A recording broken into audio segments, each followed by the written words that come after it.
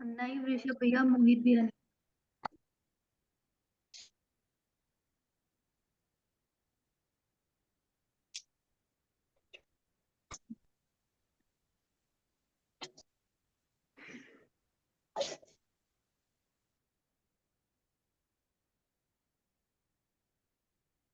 Class शुरू करने से पहले प्रार्थना कर लेते हैं।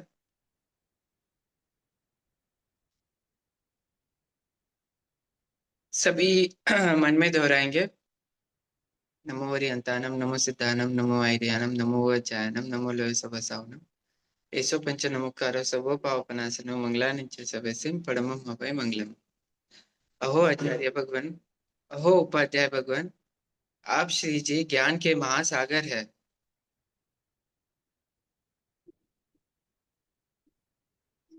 आप हमें अप्रत्यक्ष अनुज्ञा पूर्वक आशीर्वाद प्रदान करें, जिससे हम इस अपूर्व ज्ञान को ग्रहण, धारण एवं वितरण करने में समर्थ बने। आप श्री जी की महती कृपा होगी।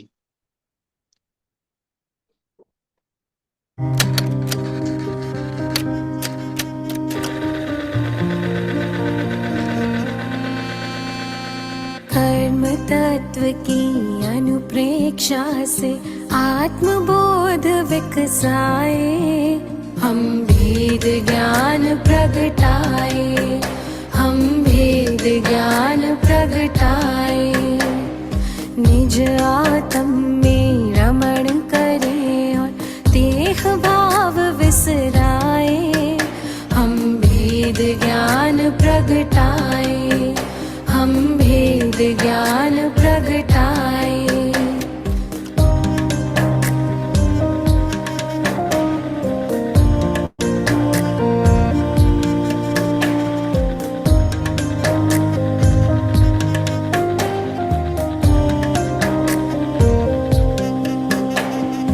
कर्म भिन्न है चेतन क्षीर नीर की भांति।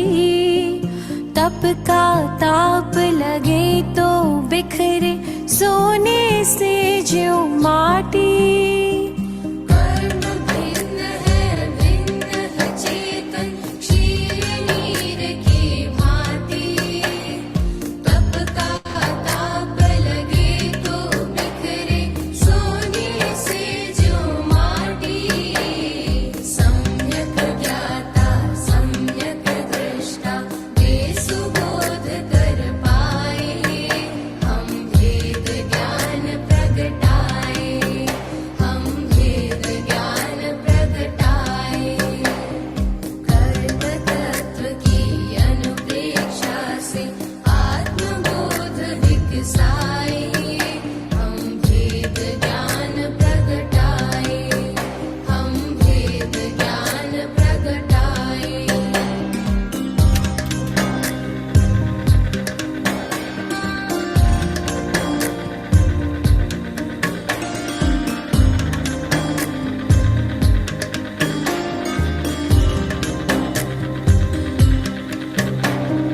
पुण्य भी पुत्कल पाप भी पुत्कल, कर्म भेद ये सारे। बंधते अरु सत्ता में रहते फल दे न्यारे न्यारे। पुण्य भी पुत्कल पाप भी पुत्कल, कर्म भेद ये सारे। बंधते अरु सत्ता में रहते फल दे न्यारे न्यारे।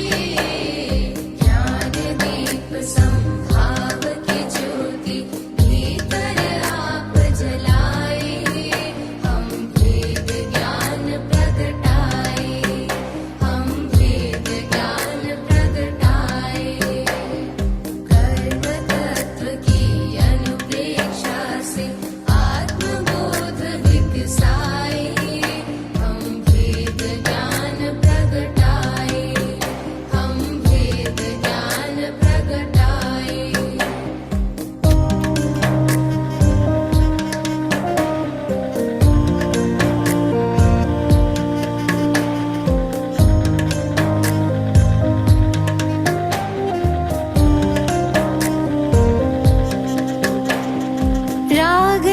द्वेष और मोह तमस का आत्मदेव पर डेरा। कर्म प्रज्ञप्ति को तुम जानो, होगा शीघ्र सवेरा। राग द्वेष और मोह तमस का आत्मदेव पर डेरा। कर्म प्रज्ञप्ति को तुम जानो, होगा शीघ्र सवेरा। सिंह सत्व के शाश्वत स्वामी, शाश्वत धाम को पाए। हम भेद ज्ञान प्रगटाए, हम भेद ज्ञान प्रगटाए। कर्म तत्व की अनुप्रेक्षा से आत्मबोध विकसाए। हम भेद ज्ञान प्रगटाए, हम भेद ज्ञान प्रगटाए।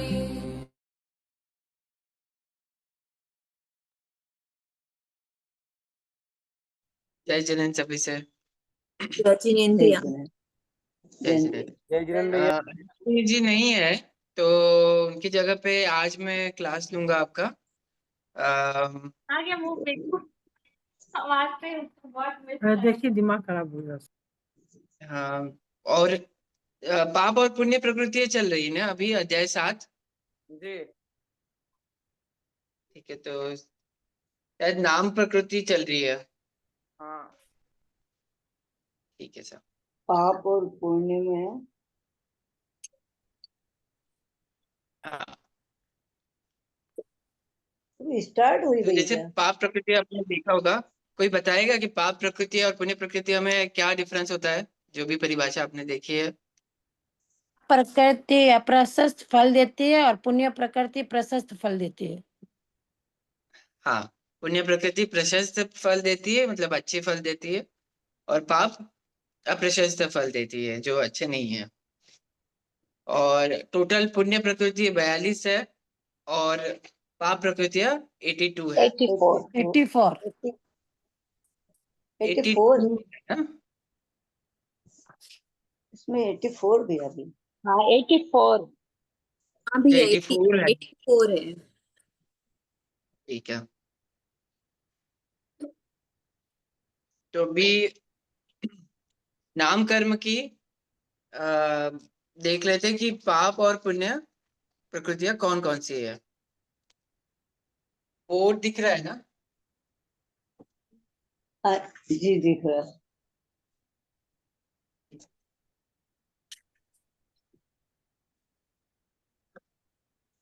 तो मेरे पास 82 का वर्णन है, लेकिन जब हम डिस्कस करेंगे तो आप बता देना कि कौन सी प्रकृति है। तो अब इसको हम डिवाइड कर लेते हैं पुण्य में और पाप में। पाप पुण्य प्रकृति, पाप प्रकृति। शुभ अशुभ इनको दूसरा नाम है, पुण्य का शुभ और पाप का अशुभ। ठीक है,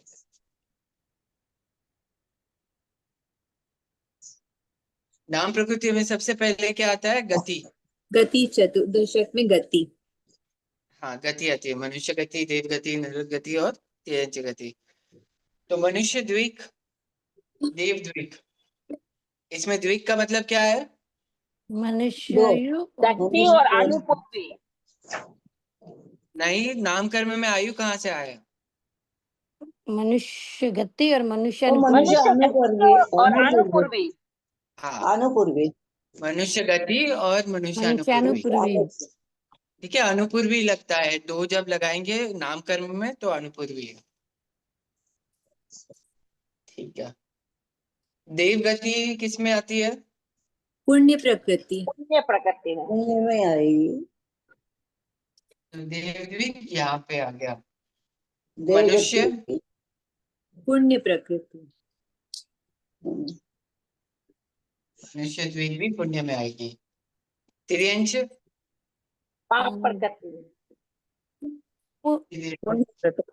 पुण्य नहीं, तिर्यंच द्विक पाप में आती है और जो तिर्यंच आयु है वो वो पुण्य में। पुण्य में आएगी। हाँ वो का पुण्य में। कारण क्या हुआ भैया? इसमें आगे पढ़ेंगे कि जैसे हम प्रकृति बांधते हैं तो उसमें अनुभाव बंध कैसे होता है। अनुभाव मतलब उसमें रस कैसे भरता है। तो पुण्य प्रकृति में रस अलग परिणामों में भरते हैं और पाप प्रकृतियों में अलग परिणामों में भरता है। वैसे बहुत स्पष्टीकरण आगम में मिला नहीं है, पर तिर्यंच आयु को पाप पुण्य में ही लिया हुआ है। ठीक है। अब नरक, नरक द्वीप। भैया एक मिनट, ये मनुष्य द्वीप और देव द्वीप क्या हुआ, थोड़ा समझाइए ना। मनुष्य गति और देव मनुष्य द्वीप के गति। मतलब देवगति और और क्या? देवानुपूर्वी। हाँ, देवगति और देवानुपूर्वी। देव अनुपूर्वी। देवानुपुरी। तो आपने देखा होगा कि 4 अनुपूर्वी है नाम कर्म में। जी भैया। ठीक है, नरक। और 4 गति है। तो हम क्या है कि देव गति और देव अनुपूर्वी यहाँ साथ में ले रहे हैं। अच्छा वैसे ही अच्छा। मनुष्य गति और मनुष्य अनुपूर्वी ये साथ में ले रहे हैं, क्योंकि हाँ, उनका वर्णन साथ में सेम ही आता है, इसलिए यहाँ पे एक साथ ले लिया। अच्छा। पुण्य और पाप। और नरक किस में लेंगे? नरक द्वीप पाप में। प्रकृति में। आप पाप प्रकृति। पाप दो होते प्रकृति हैं में लेंगे। हाँ, नरक द्वीप। नरक। अगला भेद क्या है नाम कर्म का? गति के बाद जाति। जाति। हाँ, तो जाति में एकेंद्रिय नहीं, पाप प्रकृति। किसमें? पाप पाप प्रकृति है। में। एकेंद्र से चंद्र पाप, एकेंद्र से चंद्र पाप। हाँ, तो एकेंद्रिय से चतुरेंद्रिय पाप। सभी पाप प्रकृतियां हैं। इनका फल क्या है? प्रशस्त नहीं होता है। अप्रशस्त। हाँ, अप्रशस्त होता है। पंचेंद्रिय पुण्य पुण्य। प्रकृति। पंचेंद्रिय पुण्य प्रकृति है। पाँच। पंचेंद्रिय जाति। जिसका अगला भेद क्या है? शरीर। शरीर। पांच। गति शरीर 5 पुण्य प्रकृति है। शरीर आता है, ठीक है। और शरीर के 5 भेद पुण्य प्रकृतियां है। अच्छा।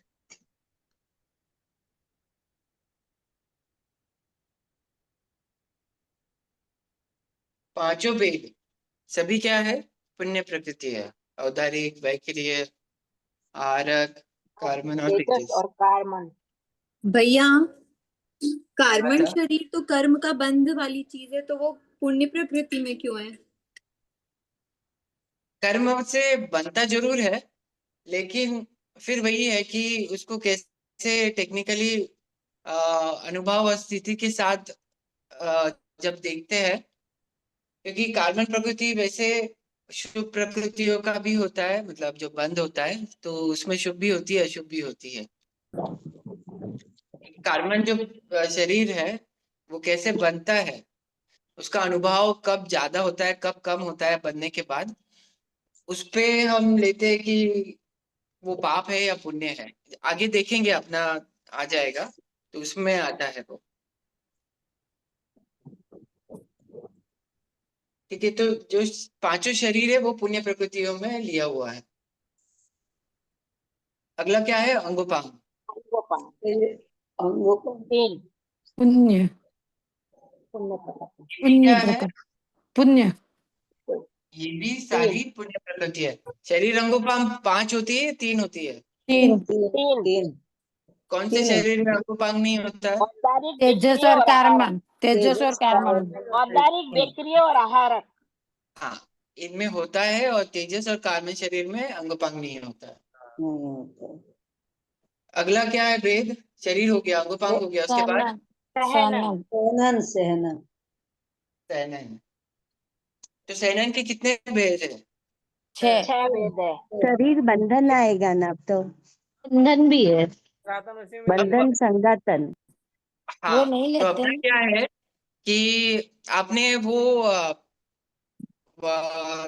चौथे अध्याय में आपने देखा होगा कि हम प्रकृतियां किस अपेक्षा से लेते हैं। 120 प्रकृतियों की अपेक्षा, मतलब जो वर्णन चलता है कर्म प्रकृतियों का 120 की अपेक्षा चलता है, 148 के अपेक्षा से चलता है, 142 के 122 22 की 22 अपेक्षा से चलता है। तो हम जो ये वर्णन देख रहे हैं ये 120 की अपेक्षा से देख रहे हैं। 22 122 120 की की अपेक्षा अपेक्षा, से, ये 122 की अपेक्षा से ना 122 की अपेक्षा से देख रहे हैं ना। नहीं अब वो 126 भी है। वो अब देखो वो अपना पुण्य प्रकृति कितनी है, 42। और अच्छा ये पाप की 22 व्याप्ति प्रकृति मेरे पास जो अध्याय है वो 120 की अपेक्षा से है। नहीं भैया अभी नहीं, 126 है। 122 ही है भैया। जो 22 की अपेक्षा से है क्या? हाँ, हाँ हाँ, नई बुक में 122 है। कोई नहीं, तो वो 122 के अपेक्षा ले लेंगे। तो ये जो 122 है उसमें भी वो सेम ही होगा, 120 और 122 में लगभग शरीर में वही आता है। तो जो बंधन और संघातन है, शरीर बंधन कहते हैं हम या फिर शरीर संघातन कहते हैं, वो 120 या 122 की अपेक्षा कहाँ लेते हैं हम? क्या शरीर चीज? में लेते नहीं लेते अलग से?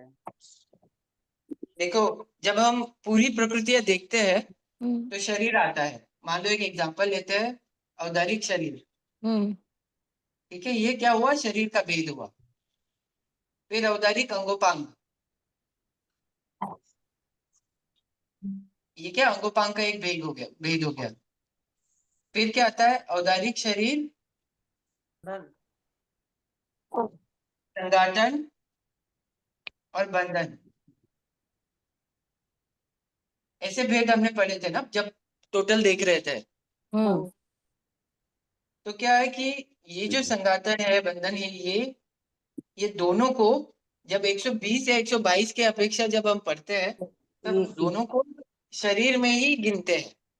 लिखते हम वहां नहीं है, पर इनको एक साथ ही लेते हैं। 5 में ही, मतलब शरीर, जब औदारिक शरीर कहते हैं तो उसके साथ औदारिक संघातन और बंधन दोनों आ जाते हैं। समझिए, या उसको फिर से बोलूं? हम्म। क्लियर हुआ क्या ये? हाँ, क्लियर हुआ हाँ ये। भैया। हाँ भैया क्लियर है।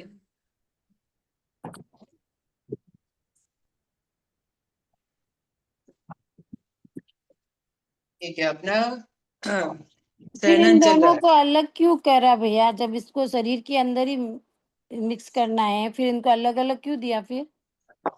आगे जब देखो ये अध्याय क्या है कि इसमें हम उसको एक साथ ले सकते हैं, बस कुछ अच्छा। कुछ अध्याय है, कुछ कुछ टॉपिक ऐसे हैं जिनको समझने के लिए उनको अलग अलग करना ही पड़ता है।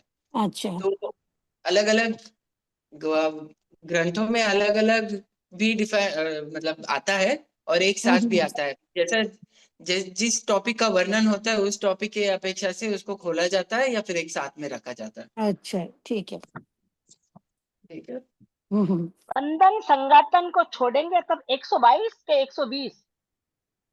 122 हम्म। देखो 122 122 में मोहनीय कर्म की 26 प्रकृतियों की जगह पे 28 प्रकृतियां हो वो जाती है। हाँ 120 और 22 में मोहनीय कर्म की 2 प्रकृतियों का भेद है। ठीक है, भैया इसे बंद की 120 अपेक्षा में से क्या देख रहे हैं कि उदय की अपेक्षा से देख रहे हैं? कर्म की अपेक्षा ज्यादातर देखा जाता है और 122 को उदय की अपेक्षा से ज्यादातर देखा जाता है। बंध में सम्यक्त्व वेदनीय और सम्यक मिथ्या वेदनीय को बंध नहीं होता, इसकी वजह से ये 2 प्रकृति इसमें नहीं आती है। 120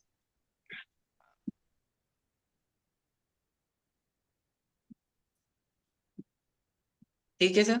हम्म। अच्छा ये 122 प्रकृतियों में मोहनीय कर्म की कितनी ली हुई है? आपका हुआ है ना ये मोहनीय कर्म? 28 पूरी ली है पाप प्रकृति में। ठीक है, तो उस अपेक्षा से 122 ठीक है।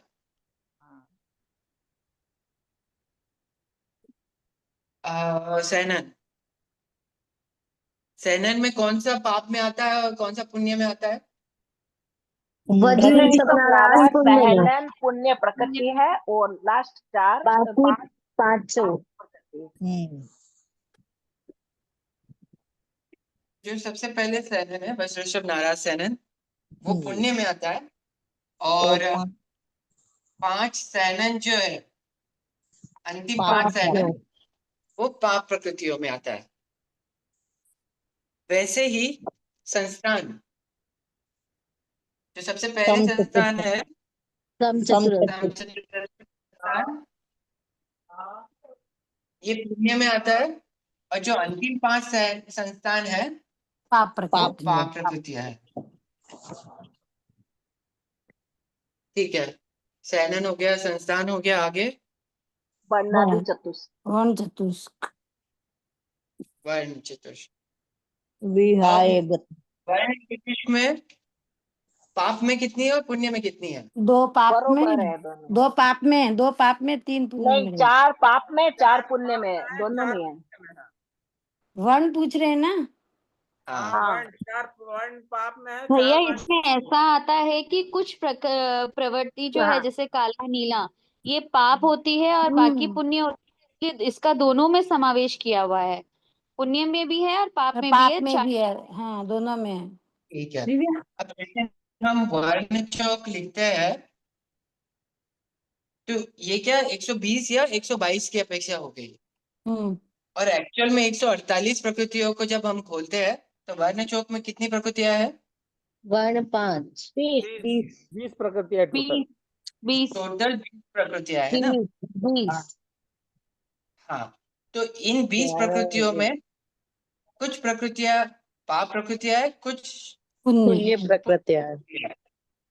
और जैसे वर्ण, गंध, रस, स्पर्श, इन चारों में कुछ पाप है, कुछ पुण्य है। ऐसा नहीं है कि वर्ण जो है वो सब पापी है, ऐसा नहीं है। वर्ण में कुछ पाप है, कुछ पुण्य है।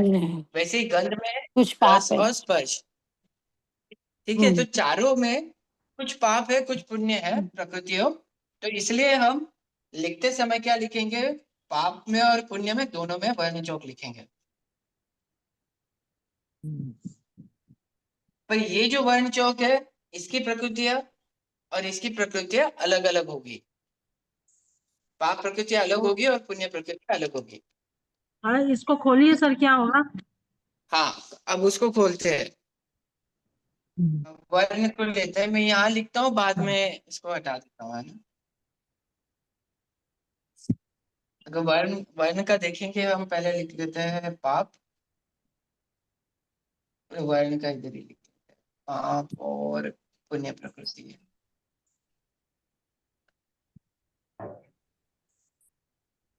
पुण्य और पाप, ठीक है। वर्ण, वर्ण के 5 भेद है: कृष्ण, नील, लोहित, हरित, हरिद्र शुक्ल। क्या? लोहित, तो पहले हरिद्र जो शुक्ल। है कृष्ण और नील, ये पाप प्रकृतियां हैं। कृष्ण, नील, ये पाप प्रकृतियां है। और पुण्य प्रकृतियां कौन सी है? लोहित, हरिद्र और लोहित, शुक्ल। हरिद्र शुक्ल। लोहिया शुक्ल। ये हो गया वर्ण का। गंध में कितने भेद है?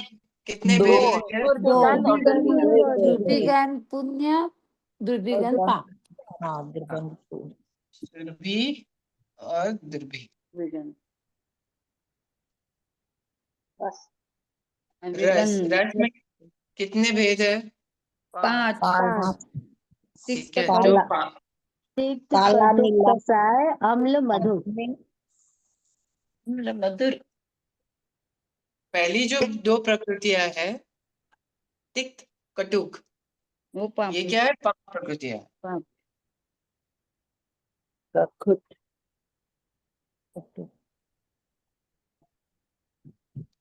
और जो बाद की 3 प्रकृति है, कषाय, अम्ल और मधुर, वो पुण्य प्रकृति है।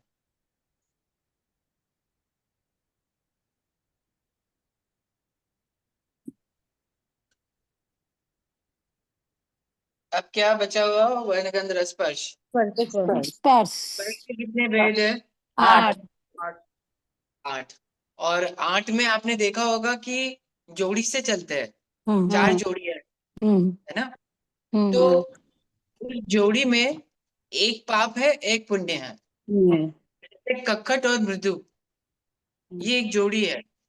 तो मृदु आएगा पुण्य पुण्य में, और ककट और पुण्य में, पाप में, पाप में, कक्कट आएगा पाप पाप में। में।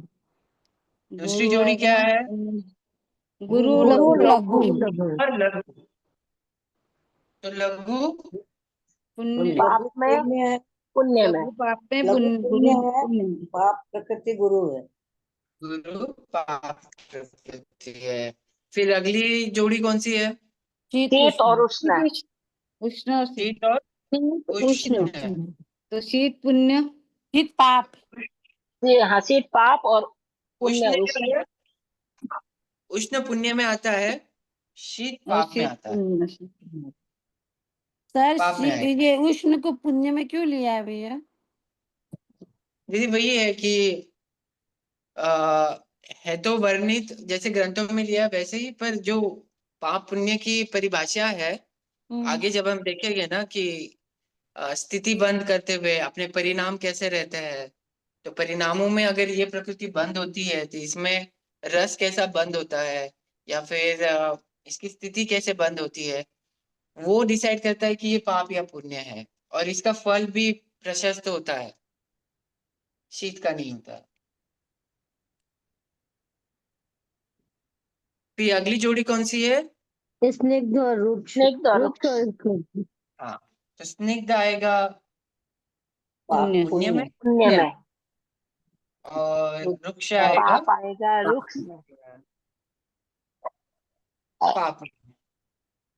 तो ये 20 प्रकृतियां वर्ण चौक की है। तो इसमें आप देखेंगे कि वर्ण में 11 वर्ण का रस और स्पर्श में कुछ प्रकृतियां है पुण्य में, तो वो सब वर्ण चौक के अंदर आती है, ये वाली वर्ण चौक में शुभ प्रकृतियां। और जो पाप है वो ये। 11 पुण्य 9 पाप। हाँ ठीक है, इसको मैं इरेज कर दूं।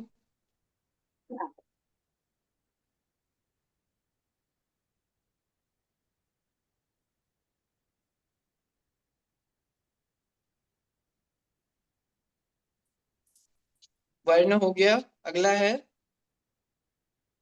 व्याहयोग गति। व्याय- हाँ, नहीं वो अनुपूर्वी अनुपूर्वी ले लिया ना वही ना, पहले। स्वरूप में ही हो गई वो तो। नहीं, प्रशस्त व्यायोगति और अप्रस्तुत। हाँ, वो तो इसमें क्या आएगा? पुण्य में प्रशस्त और पाप में अप्रशस्त। इसमें अप्रशस्त। ये हो गया जो गति चतुर्दशक है उसका मेन। अब आते हैं पराघात अष्टक। ठीक है, पराघात अष्टक में उपघात को छोड़ के बाकी सभी जो 7 प्रकृतियां है वो पुण्य प्रकृतियां है। ठीक है, पराघात 7 और सिर्फ उपघात जो है वो पाप प्रकृति है।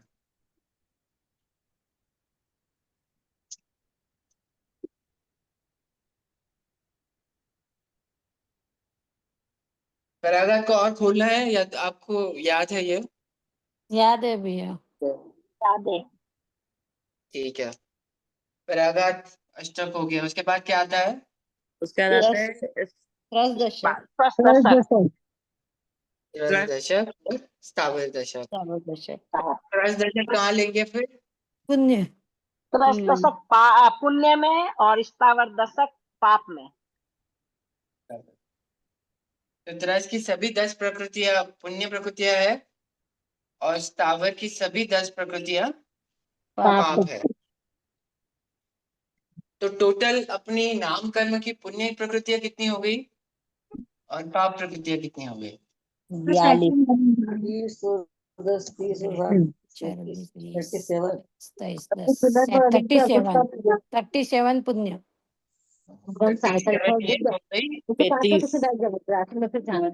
ओहो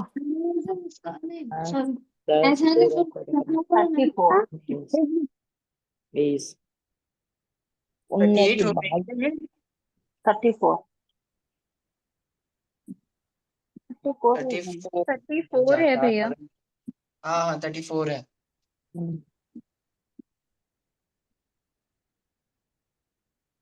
यहाँ तो 34 नहीं आ रहे पूरे। यहाँ नहीं आ रही क्या? 2 ये 2 चार 4 ये 4 है। 4 हाँ बराबर हो गया। 8 8 और 20 हाँ अब आ गई सर। 2 ठीक है। 3 4 हो 5 गया 6 सर, हो गया 7 बराबर। 7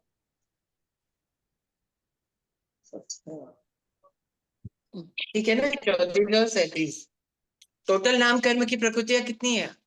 93। 93। हाँ 120 की अपेक्षा या 122 की अपेक्षा? 122 के 67 ना। 67। हाँ टोटल 67 है, 120 या 122 की अपेक्षा। हमने कितनी गिनती की है? 71।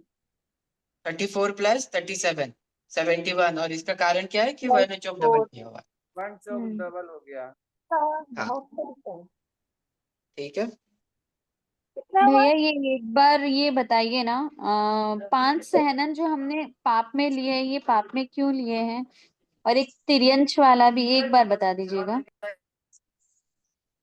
यदि अब इसको बहुत खोला हुआ नहीं है, पर जो वज्रशभ नाराज सहनन है, ऐसे देखा जाए तो ये क्या है, उत्कृष्ट शरीर, उत्कृष्ट सहनन है। तो उस अपेक्षा से दोनों संस्थान और सहनन जो उत्कृष्ट है उनको पुण्य में लिया हुआ है, और बाकियों को पाप में ली हुई है। अच्छा, इसके और अलग से अगला कुछ आता नहीं है? क्या? इसका मतलब अलग से कुछ नहीं आता है। ये एक्चुअली अपन बोलते हैं ना कि ये व्रज ऋषभ महाराज सहनन बोले तो तीर्थंकरों को या फिर देवताओं को मिलता है, सॉरी समचतुर संस्थान। तो इसीलिए हमने इसको उत्कृष्ट में लिया है और बाकियों को पाप में लिया है, ऐसा क्या? ये जो मतलब आप इनको बंद करने के लिए भावों की निर्मलता ज्यादा होनी चाहिए। और ये क्या है, मतलब इनके जो परिणाम है वो प्रशस्त होते हैं। इनके परिणाम प्रशस्त नहीं होते हैं जब उदय में आते हैं तब। अच्छे नहीं और होते इनके तिर्यंश परिणाम, इसलिए वाला उनको भैया, पाप में। क्या? तिर्यंश द्विक हमने पाप में क्यों लिया है? वही है, अगर तिर्यंश गति और तिर्यंचानुपूर्वी अगर उदय में आता है तो उनके परिणाम प्रशस्त नहीं होते हैं, इसके वजह से। हाँ, क्योंकि हमने आयु अच्छी मानी है ना, और गति हमने खराब मानी है, राइट? हाँ तो उसका तिर्यंश आयु को आयु तो वक्त क्या? तिर्यंश आयु को तो पुण्य प्रकृति में लिया गया है। हाँ तिर्यंच आयु को पुण्य प्रकृति में लिया गया है। पर अब उसका तिर्यंश कारण गति को पाप में क्यों?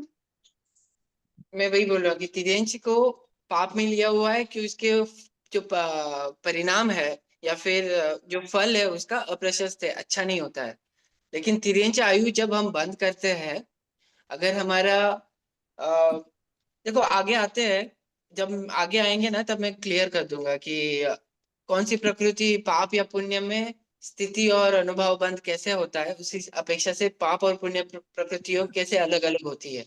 तब आपको त्रिदेश आयोग का मैं बताऊंगा कि इसको क्यों संभावना बहा लिया हुआ है। ठीक है। भैया जयेंद्र, मैं थोड़ा सा इंटरप्ट कर सकती हूँ?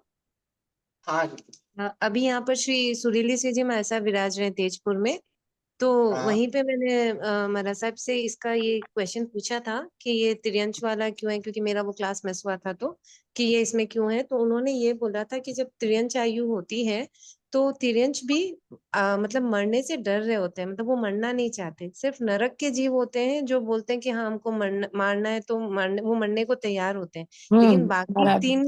तीन आयु जो है, देव, मनुष्य और तिर्यंश, वो वो अपनी मरना नहीं आयु को चाहते। पूरा करना चाहते हैं, वो उसको मरना नहीं चाहते। तो इसकी वजह से उसको पुण्य में माना।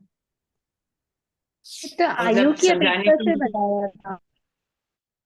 समझाने के लिए ये ठीक है दीदी, मतलब आप इस तरह भी समझ सकते हैं, तो उसका जो टेक्निकल बेसिस है वो अब हम देख लेते हैं कि पुण्य और पाप प्रकृतियों में क्या होता है। जब ये प्रकृति हम बंद करते हैं तो क्या होता है, अलग अलग क्या क्या अलग अलग होता है इनमें।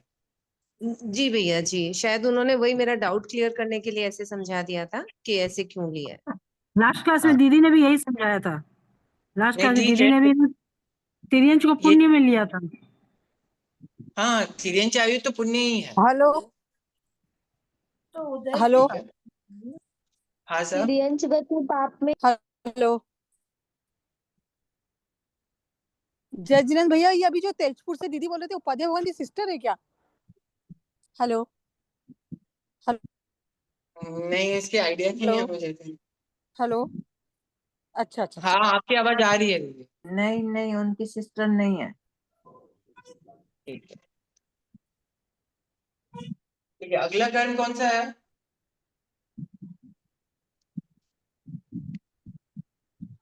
गोत्र कर्म हो गया है। ये तो क्या हो गया। गोत्र और अंतराय हो गए थे क्या? हाँ, गोत्र में भी ये है कि गोत्र दो है, उच्च गोत्र नीच गोत्र। बराबर, वो तो इजी है। तो एक पुण्य हो गया, एक पाप हो गया। हाँ और अंतराय कर्म घाती कर्म है तो पाप प्रकृति है ही है। हाँ घाती कर्म है तो घाती कर्म सभी क्या होती है? पाप प्रकृति है सभी। पाप पाप प्रकृतियां। प्रकृति। तो अंतराय जो 5 प्रकृति है वो सभी पाप प्रकृति है। पाप प्रकृति होगी। ठीक है कोई कर्म बाकी है क्या पाप या पुण्य प्रकृतियों में? हो गया सब। ठीक है अंतराय अंतराय अंतराय तो सारे अभी पाप दीदी, प्रकृति। अंतराय घाती कर्म है ना, तो वो सभी घाती पाप कर्म। प्रकृति होगी। तिर्यंच 2 में भैया क्या क्या आए हैं? तिर्यंच अनुपूर्वी और तिर्यंच गति अनुपूर्वी। और और तिर्यंच अनुपूर्वी। आयु। पूरी ठीक है अब जैसे कोई प्रकृति हम बंद करते हैं तो उसके साथ क्या आगे जो प्रदेश। सांकेतिक भाषा दिया हुआ है ना, सांकेतिक संज्ञा, उसमें दिया हुआ है पूरा त्रियंग द्विक त्रिक का सबका मतलब क्या है, वो आगे हाँ दिया हुआ है। वो दिया हुआ है अपनी किताबों में आगे कहीं। सांकेतिक संज्ञा दर्शाई गई है ना, उसमें है। हाँ, ठीक है तो जब हम कोई भी कर्म बंद करते हैं तब क्या उस कर्म के उस प्रकृति के लिए हम प्रकृति निर्धारित करते हैं, स्थिति निर्धारित करते हैं, अनुभाव निर्धारित करते हैं और उसमें कितने प्रदेश बंद हो गए ये सब निर्धारित करते हैं जब हम बंद करते हैं तब। तो जब पुण्य प्रकृति होती है, कोई पुण्य प्रकृति मान लो हम बंद कर रहे हैं और हमारे अगर विशुद्ध परिणाम है, विशुद्ध परिणाम मतलब अच्छे भाव है, तो हम उस प्रकृति के उत्कृष्ट अनुभव बंद करेंगे।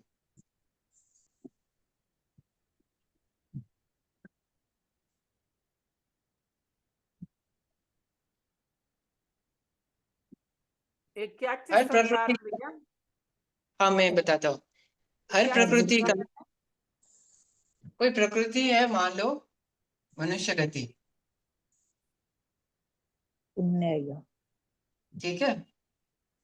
तो मनुष्य गति में भी जो उसका अनुभव होता है, मतलब फल, उसका फल देने की जो शक्ति होती है, तो वो फल अच्छा है खराब है, वो जो शक्ति होती है वो अलग अलग भिन्न प्रकार की होती है। मतलब किसी की मनुष्य गति तेज है या फिर मंद है, उस प्रकार के है जो फल देने का काम जो करता है वो अनुभव बंद करता है।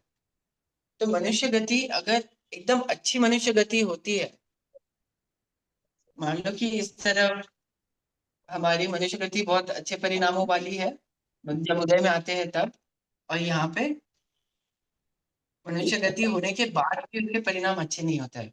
झटका करके जल्दी से ना तो निकलता ना बंद करता। इसको हम क्या बोलते हैं? उत्कृष्ट अनुभव बंद, मनुष्य गति का उत्कृष्ट अनुभव बंद यहाँ है, जो उसके सबसे ज्यादा फल वाला रस है या फिर ज्यादा फल वाली जो भेद है वो यहाँ है मान लो। तो अगर हमको उत्कृष्ट अनुभव बंद करना है, मनुष्य गति का, तो हमको कौन से परिणामों में होना पड़ेगा?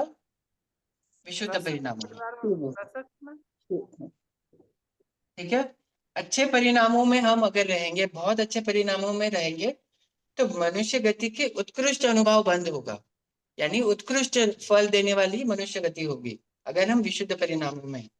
अगर विशुद्ध परिणामों में नहीं है, संक्लिष्ट परिणामों में है, मतलब अच्छे परिणाम नहीं है, तो हम उत्कृष्ट अनुभव बंद का उत्कृष्ट अनुभव का बंद नहीं कर सकते। अगर संक्लिष्ट परिणाम है और मनुष्य गति बांध रहे हैं, तो फिर उत्कृष्ट अनुभव बंद नहीं हो सकता है। ये क्लियर हुआ? एक बार वापस बोलिए। वापस बताइए सर, वो स्टार्ट में जो दो लाइन बोले वो। हाँ, अगर मनुष्य गति हम बांध रहे हैं, अगर हमको बहुत अच्छी मनुष्य गति बांधनी है, तो हमारे भाव कैसे होने चाहिए? विशुद्ध भाव होने चाहिए। हाँ, विशुद्ध भाव। ठीक? जब विशुद्ध भाव रहेंगे, तभी मनुष्य गति के उत्कृष्ट अनुभव का बंद हो सकता है। ये क्लियर हुआ? यस। अगर मनुष्य गति बांध रहे हैं और हमारा परिणाम विशुद्ध नहीं है, संक्लिष्ट है, मतलब थोड़ा खराब है, तो क्या हम उत्कृष्ट अनुभव का बंद कर सकते हैं क्या? नहीं। नहीं कर सकते। तो ऐसी प्रकृतियां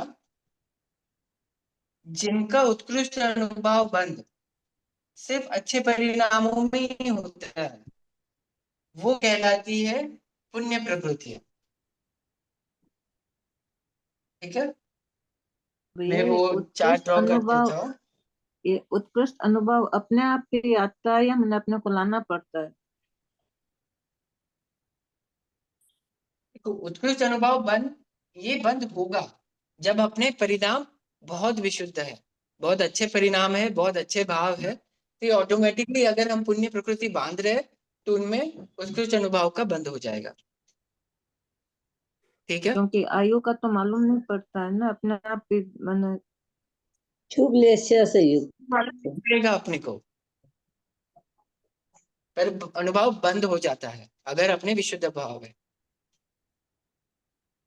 इसको ऐसे भी बोल सकते ना भैया, शुभ लेस्या उत्कृष्ट, शुभ लेस्या शुभ परिणाम, लेस्या में अध्यवसाय, शुभ हो आत्मिक लेशा भी नहीं परिणाम, कहते, परिणाम या भाव तक ही रखते हैं अभी, या फिर अध्यवसाय भी कहते हैं उसे, जो अपने परिणाम होते हैं या फिर अपने भाव होते हैं। ठीक है, ठीक। हाँ, अब दूसरी तरफ अगर नरक गति है, नरक गति का भी एक उत्कृष्ट अनुभव होता है।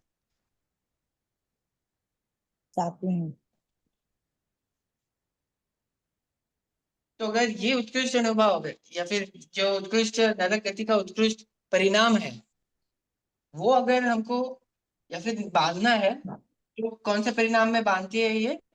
संक्लिष्ट परिणाम। संक्लिष्ट परिणाम, अगर परिणाम खराब है अपने बहुत और तब हम नरक गति का बंद कर रहे हैं, तो उसका उत्कृष्ट अनुभव का बंद करेंगे। और नरक गति बांध रहे हैं लेकिन अपने परिणाम उतने संक्लिष्ट नहीं है या फिर हल्के फुल्के विशुद्ध है, तो हम इसका बंद नहीं करेंगे उत्कृष्ट अनुभव का। वापस समझाइए ये नरक गति। नरक गति के वापस बताइए सर। देखो, नरक गति में नरक गति का मान लो हम बंद कर रहे हैं और बहुत ही खराब परिणाम, या फिर जिसको हम उत्कृष्ट बोलते हैं, इस नरक गति के लिए उत्कृष्ट बोलते हैं, मतलब मान लो कि 7वीं नरक में गए और बहुत ही ज्यादा वेदना सहन कर रहे, वो जो परिणाम है वो उत्कृष्ट है नरक गति के लिए, है ना। अगर वैसे परिणामों का, वैसे अनुभव का बंद करना है, तो अपने भाव कैसे होने चाहिए? संक्लिष्ट।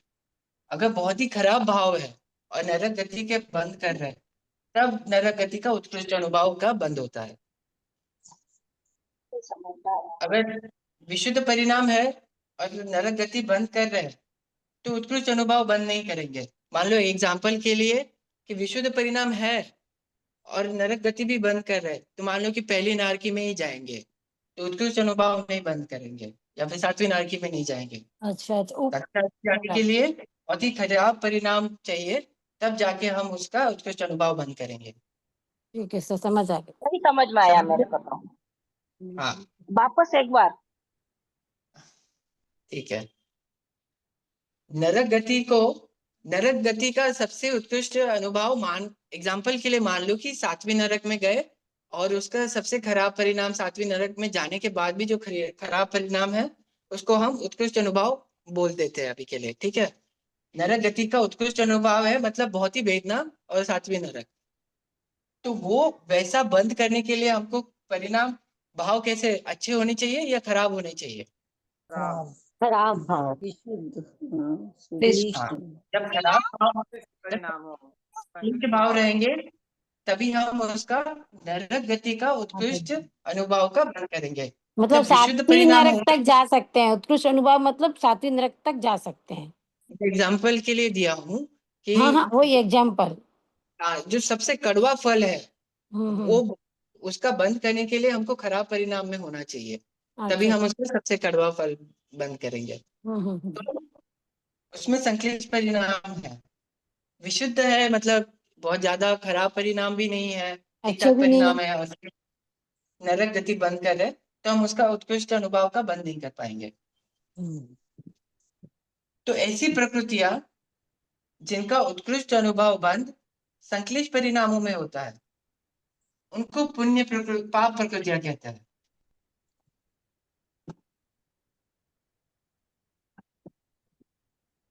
जो चार्ट दिया है किताब में, जैसे उत्कृष्ट अनुभव बंद, शॉर्ट में लिख रहा हूँ, आप बताना मेरे को, अगर उत्कृष्ट अनुभव बंद विशुद्ध परिणामों में हो रहा है तो कौन सी प्रकृति का बंद हो रहा है? पुण्य तो विशुद्ध पुण्य में पुण्य, संक्लिष्ट में पाप। हाँ, और जो संक्लिष्ट परिणामों में उत्कृष्ट अनुभव बंद होता है पाप। पाप प्रकृति होती है। ये हो गया अनुभव बंद। ये थोड़ा टेढ़ा है समझने के लिए, बट आप जैसे पढ़ाई करेंगे वैसे वो क्लियर होते जाएगा, पर अभी के लिए इतना ठीक है। अब हम अनुभव के साथ स्थिति भी बंद करते हैं, है ना। स्थिति बंद। अब चार आयु को छोड़ के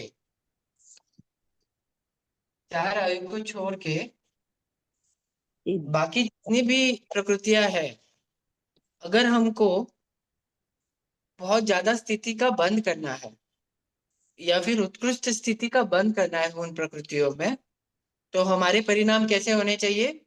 खराब, संक्लिष्ट परिणाम ही होने चाहिए। तो छोड़ के मतलब चार आयु का हम बताते हैं, मतलब अभी बताता हूँ क्या है उसमें। तो जो उत्कृष्ट स्थिति बंद है, हाँ, कोई भी प्रकृति की उत्कृष्ट स्थिति बंद अगर कोई जीव कर रहा है तो उसके परिणाम संक्लिष्ट ही होंगे। सर इसको क्या बोल रहे हैं वो मुझे क्लियर नहीं हो रहा। संक्लिष्ट क्या? संक्लिष्ट, संक्लिष्ट, संक्लिष्ट आधा क ल त है कि वो ल है, इसलिए वो थोड़ा सा कंफ्यूज हो रहा है। संक्लिष्ट। अब मैं बताता हूँ, एक मिनट है। क और ल साथ में है, ओके। क्ली हाँ और श और ट हाँ हाँ ठीक, संक्लिष्ट। Okay, thank you. हाँ, तो इसमें क्या है कि चार आयु को हम बाद में लेंगे। 116 प्रकृति, 120 प्रकृतियों में से 116 प्रकृतियां ऐसी है जिनका उत्कृष्ट स्थिति बंद संक्लिष्ट परिणामों में हो जाए। जब खराब परिणाम होगा तब उत्कृष्ट स्थिति बंद होगी। अब जैसे मान लो अभी हमने मनुष्य गति का एग्जाम्पल लिया था, मनुष्य गति है और उत्कृष्ट अनुभव बंद कर रहे हैं, तो इसमें परिणाम क्या है? संक्लिष्ट। विशुद्ध विशुद्ध विशुद्ध विशुद्ध इस जीव का परिणाम है विशुद्ध। तो क्या ये मनुष्य गति में उत्कृष्ट स्थिति का बंद कर सकता है क्या? हाँ नहीं कर सकता। नहीं कर विशुद्ध सकता, क्योंकि ये विशुद्ध परिणाम है। सिर्फ संक्लिष्ट परिणाम होगा तब उत्कृष्ट स्थिति बंद होगी। जैसे मनुष्य गति बांध रहा है और संक्लिष्ट परिणाम है, तब जाके ये उत्कृष्ट स्थिति बंद करेगा। क्लियर नहीं हुआ भैया? अब अभी पहले बताए थे उत्कृष्ट विशुद्ध भाव उत्कृष्ट होंगे तो पुण्य प्रकृति होगी। हाँ, तो अभी मैं बता रहा हूँ कि कौन सी प्रकृतियों में उत्कृष्ट स्थिति बंद होता है। अच्छा, तो इसमें क्या है कि इसमें पाप और पुण्य दोनों प्रकृति आती है। हाँ 116 पाप पुण्य दोनों हो गई। हाँ, मैं पाप दोनों में ऐसा स्थिति होती है कि अगर संक्लिष्ट परिणाम है तो उत्कृष्ट स्थिति बंद बांध सकता है। और पुण्य प्रकृतियों में अगर उत्कृष्ट स्थिति बंद करनी है तो इसमें सिर्फ आयु ही ऐसी है कि अगर विशुद्ध परिणाम है और आयु का बंद कर रहे हैं तब उत्कृष्ट स्थिति बंद हो सकती है। और वो भी कौन सी? पुण्य आयु। पुण्य आयु कौन सी है? देव, मनुष्य और तिर्यंच।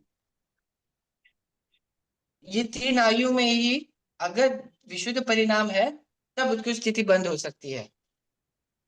उसके अलावा ऐसी कोई प्रकृति नहीं है जिसमें विशुद्ध परिणामों में बहुत ही ज्यादा स्थिति बंद हो।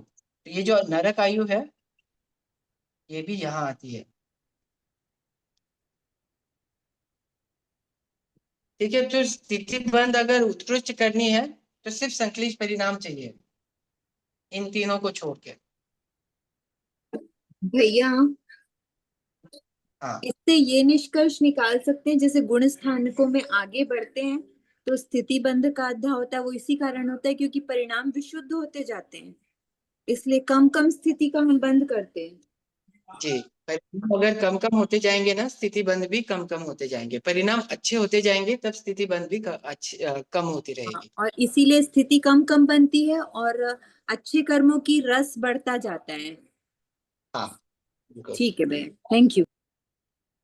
लेकिन यहाँ पे तो आप उत्कृष्ट स्थिति बंद विशुद्ध उसमें बोल रहे देव, मनुष्य और तिर्यंच की उत्कृष्ट स्थिति बंद होती है, पर ये तो कम होनी चाहिए ना, उत्कृष्ट हो रही है तो हाँ, अब देखो विशुद्ध इसमें क्या। अवस्था में। हाँ, तो अभी क्या है कि एक कारण तिर्यंच आयु को पुण्य प्रकृतियों में इसलिए भी लिया है कि तिर्यंच आयु का मान लो कोई जीव बंद कर रहा है और बहुत विशुद्ध परिणाम है उसके, तो उसकी जो स्थिति है, तिर्यंच आयु की जो स्थिति है, आयु जो है वो बहुत ज्यादा स्थिति वाली होगी, उत्कृष्ट स्थिति वाली होगी। वैसे ही मनुष्य और देव, तो इनकी जो स्थिति, जैसे मान लो कि देव की हम बोलते हैं 33 सागरोपम सबसे उत्कृष्ट स्थिति है देवों की आयु, है ना। वो कब बनती है? जब विशुद्ध परिणामों में, ये नहीं खराब परिणामों में उसकी उत्कृष्ट आयु का बंध नहीं हो सकता है।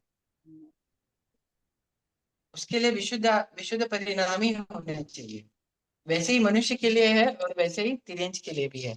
अब तिर्यंच के लिए आपने पढ़ा है नहीं पता, जो युगलिक तिर्यंच है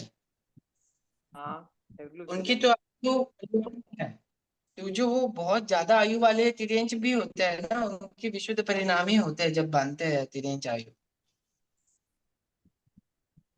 वैसे ही मनुष्य और देव नारकी की भी तो 33 सागरूपम होती है। संक्लिष्ट नारकी के भी 33 प्रकृति हो गई, लेकिन वो कब बंद होगी? जब परिणाम खराब है, संक्लिष्ट रहते हैं उनके। हाँ, जब संक्लिष्ट होगा। ये नहीं कि परिणाम बहुत अच्छे है और नरक आयु का बंद कर रहे हैं तो 7वीं नरक में जाएगा, वैसा नहीं होगा। भैया ये अपने पुरानी वाली बुक में था, नई बुक में नहीं है ये सब। ये समझ में भी नहीं आ रहा भैया। दीदी सॉरी, मेरे को नहीं पता है, लेकिन मेरे किताब में ये था इसलिए पढ़ा है। अगर नहीं है तो कोई बात नहीं, जिनको समझ में आए ठीक है, नहीं है तो भी ठीक है, कोई बात नहीं, आगे पढ़ेंगे ही। 26-27 पर है, पेज नंबर 26-27 पे।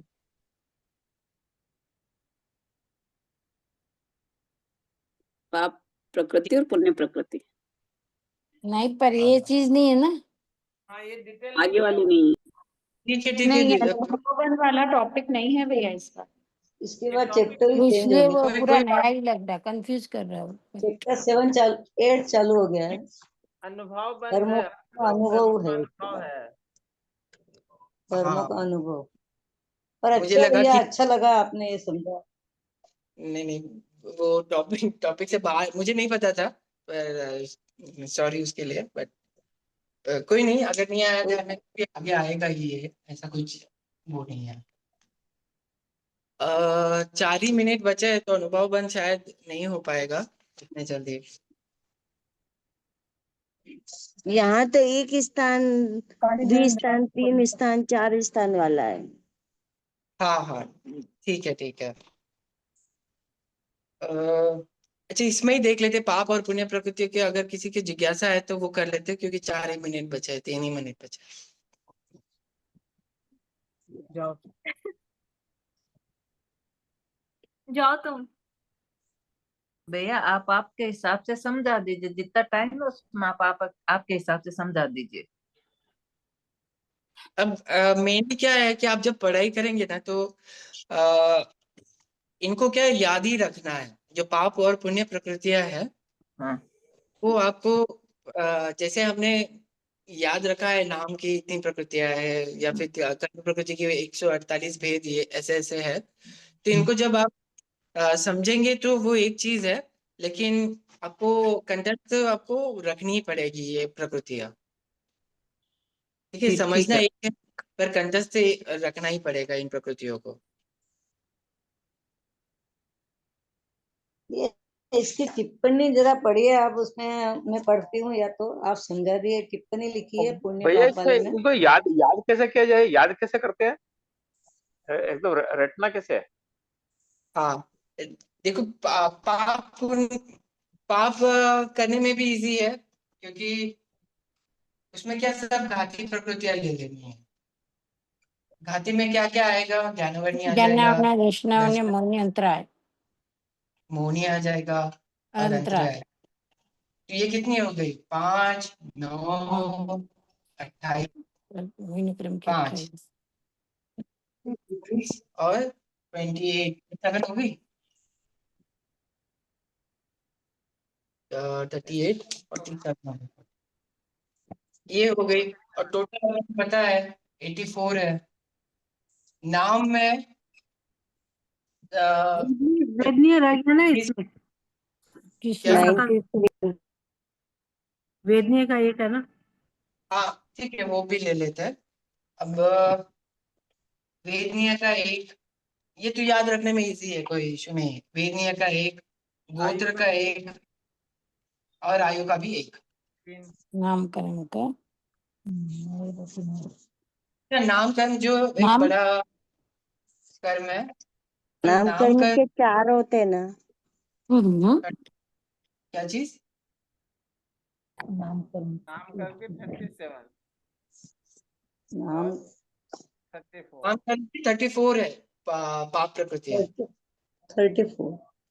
ठीक है, तो उसमें क्या है, पहले तो उपघात, मैं सीक्वेंस वाइज नहीं ले रहा हूँ, पर जो जल्दी याद आने जैसा है, पराघात का उपघात है, और स्थावर का क्या है। कर्म का ठीक है, बहुत ये बड़ा तो चक्कर है। ये याद रह जाएगा, इजी है।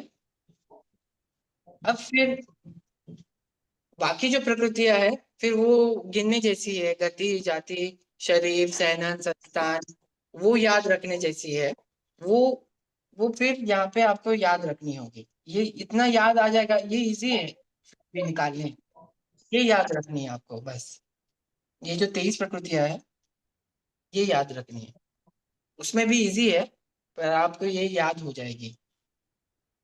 ठीक है,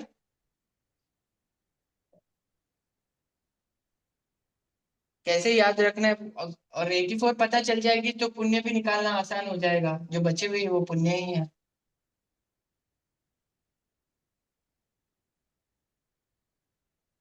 क्लियर? हाँ भैया। ठीक है। अच्छा, आप टिप्पणी पढ़ रहे हैं? ये वर्ण दोनों साइड क्यों लिखा हुआ है?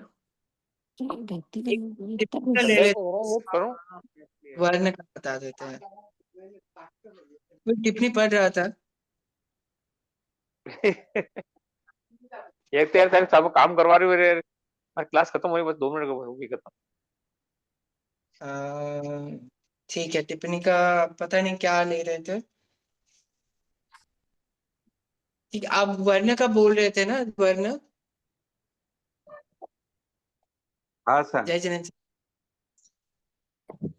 हाँ, तो वर्ण में जो 20 प्रकृतियां है ना, वर्ण योग में जो हम 20 प्रकृतियां लेते हैं, उनमें सारी 20 की 20 शुभ या अशुभ नहीं है, उनमें कुछ शुभ है कुछ अशुभ है। तो वर्ण की जो जैसे 5 है, तो उसमें से 5 में से 2 पाप प्रकृति है, 3 शुभ प्रकृतियां है।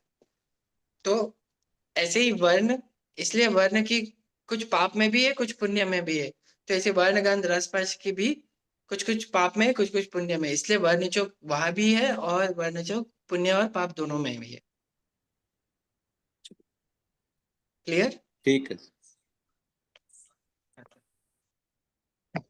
क्लास का समय हो गया है। ओ जय जिनेन्द्र। हाँ, भैया वर्ण- जय, हमारी किताब नहीं आई है अभी तक। आप ग्रुप में डाल समझा दिया आपने आज। या फिर अपने किताबों के पीछे नंबर है, कोई हेल्प कर देना इनको, वो हेल्पलाइन का नंबर, उनसे एक बार बात कर लीजिएगा। जय जिनेन्द्र। की थी जय मैंने। जिनेन्द्र। हाँ विशु सर। भैया कहने एक लगे सेकंड ना। 10-15 ये हो जाएंगे इकट्ठे जब भेजेंगे हम ये कोरियल। गुरुग्राम से बोल रही हूँ मैं। मुझे एग्जैक्टली पता नहीं है ऋषभ कि भैया क्या। हाँ सर। एक सेकेंड, मैं कह रही थी सभी से कि हम लोगों ने आप लोगों की बुक्स जो है वो कुरियर कर दी है। कुछ बुक्स है जो हमारे पास में रिटर्न आई है, क्योंकि या तो आप लोगों ने कॉल नहीं उठाया या आप लोग घर पे अवेलेबल नहीं थे, तो वो भी हमने कुरियर लगा दी है। थोड़ा सा टाइम दीजिए, वो भी पहुंच जाएगी आपके घर। मैडम ठीक एक है, ही बुक है ना इसमें? मैडम एक ही बुक है ना? एक बुक आई थी केवल? जी सर, अगर जिन्होंने एग्जाम दे रखा है तो उनको 5 से 11 वाली एक ही बुक कुरियर की गई है। जो एकदम न्यू है उनको तीनों बुक्स कुरियर की गई। हाँ, एक बुक आई थी हमारे पास में। जी सर। इसमें और भी कोई जैसे आप ये पढ़ा रहे हो इसके नोट्स भेजोगे क्या हमको? जो पढ़ा रहे हो उसके जी सर, नोट्स अभी भेज कुछ टाइम में नोट्स वगैरह जो है वो ग्रुप में भेजने स्टार्ट हो जाएंगे। हाँ, तो क्या कि वो फिजिकल कॉपी भेजो, क्या हम लोग आराम से पढ़ सकते हैं? मोबाइल बिल्कुल पे इतना सर। पढ़ने में समझ में नहीं आता है। जी सर। जय जय जिनेन्द्र, ये जो आप लोग रिकॉर्डिंग डिलीट कर देते हैं ना, इसको डिलीट मत करिया करिए, हम लोगों को पढ़ने में सुविधा रहती है उससे। मैम, रिकॉर्डिंग डिलीट नहीं की जाती है, स्टोरेज फुल हो जाता है तो वो 15 डेज में सेल्फ डिलीट हो जाती है। बाकी हम लोगों ने यूट्यूब पे डाल दी है तो आप चेक कर सकते हैं वहां पे। ठीक है सर, जय जिनेन्द्र। जी। पर किस सभी नाम से देखेंगे? मन में दोहराएंगे। यूट्यूब पर किस नाम से देखेंगे भैया? जय जिनेन्द्र सभी को। कर्म प्रज्ञप्ति नाम से आप सर्च करेंगे तो आपको चैनल मिल जाएगा, नहीं तो मैं कल ग्रुप में लिंक शेयर कर दूंगी तो आपको वहां पे मिल ओके ओके थैंक यू। ठीक है, प्रार्थना करेंगे, मन में दोहराएंगे सभी। अहो आचार्य भगवान, अहो उपाध्याय भगवान, आप जी के पावन आशीर्वादों से जो ज्ञान हमने सीखा, वह ज्ञान हमारे भीतर विनय की अभिवृद्धि करे, सरलता का विकास करे, सहनशीलता को बढ़ाए, हम निस्पृह बने, अनासक्त बने, यत्नशील बने, कषाय विजेता बने, पांचों इंद्रियों पर विजय प्राप्त करे, परम वीतराग का वरण करे और परिपूर्ण समाधि में लीन हुए। हमसे हुई अविनय साधना के लिए बारंबार क्षमा याचना करते हैं। सभी से जय जिनेन्द्र, कमत कामना।